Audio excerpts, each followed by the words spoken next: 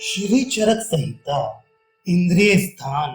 12वां गो में चूर्णीय इंद्रिय अध्याय दूताधिकार। अब इसके बाद गो में चूर्णीय इंद्रिय की व्याख्या की जाएगी। जैसा कि भगवान आत्रेय ने कहा था, 1 मास का अरिष्ट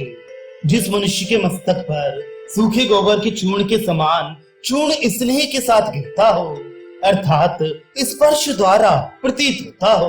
और पुनः नष्ट हो जाता हो, तो उस व्यक्ति की आयु 1 मास के अंत में नष्ट हो जाती है। गति विषयक अरिष्ट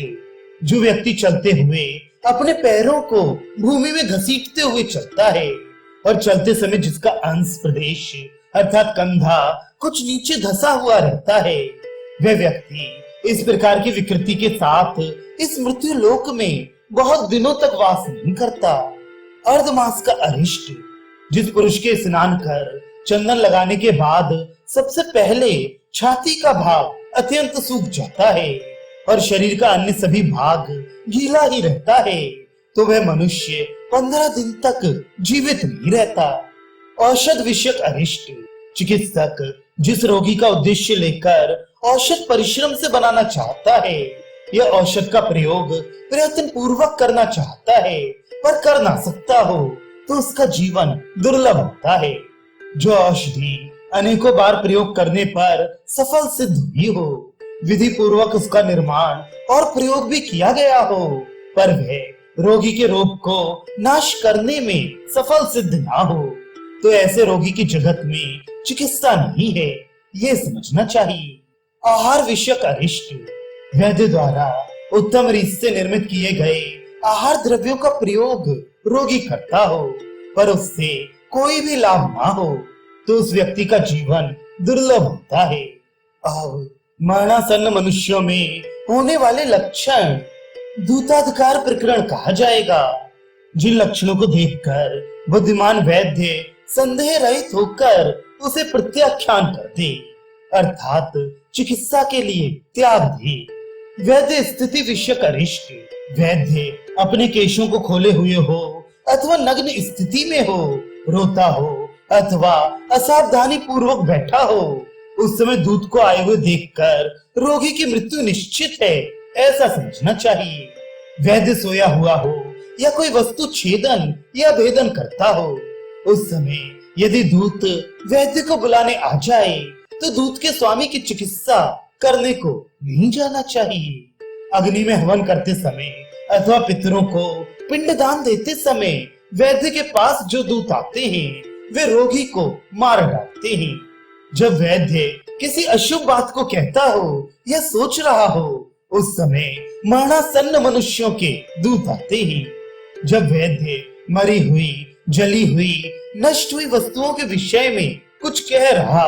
उपयुक्त क्रियाओं में प्रवृत्त हो या अन्य अशुभ कार्यों को कर रहा हो, उस समय वैद्य के पास मरणासन्न व्यक्तियों के दूत आते हैं।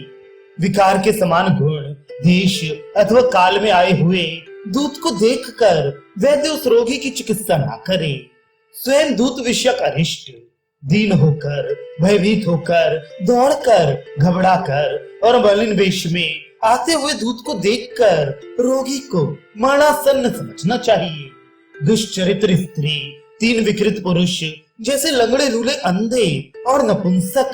इस प्रकार के दूतों का आना मरणासन्न रोगियों का लक्षण है। जिसका कोई अंग व्यसनी हो अर्थात कटा हो या टेढ़ा हो, जैसे लंगड़े, काने, बहरे आदि, ऐसे दूत को, लिंगी दूत को अर्थात अपना स्वरूप ब्रह्मचारी का बनाए हो, रोगी दूत को और उग्र कर्म जैसे कसाईपन आदि कार्य को करने वाले दूत को आया हुआ देखकर वैद्य चिकित्सा करने के लिए जाने योग्य नहीं होता। वैद्य को बुलाने के लिए या रोगी का समाचार कहने के लिए गधे और ऊंट की सवारी गाड़ी या उसी पर बैठकर दूत को आया हुआ देखकर रोगी की पराजय होगी अर्थात मृत्यु होगी, ये वैद्य को जान लेना चाहिए। वैद्य यदि दूत को अपने से मिलने के पूर्व धान के डंठल, भूसा, मांस, अस्थि, केश, रोम, नख, दांत, झाड़ू, मूसल, सूप, जूता, शरीर से अलग हुआ चर्म, तृण, लकड़ी, धान की भूसी, अंगार, मिट्टी का ढेला और पत्थर के टुकड़े को स्पर्श करते हुए देखे तो ये समझ ले कि यह मरणासन्न रोगी का दूत है।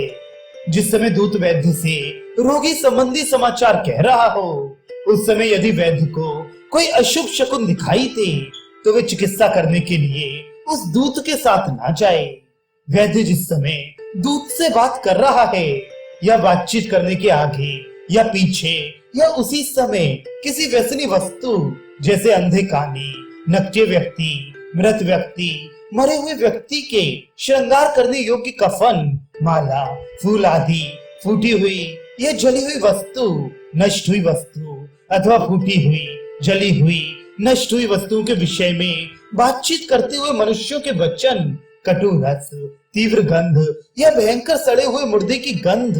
किसी क्रूर वस्तु का स्पर्श होना या अन्य किसी भी अशुभ शक्नों को देखना या अनुभव करना या स्पर्श करना इत्यादि रोगी के मरने का सूचक होता है।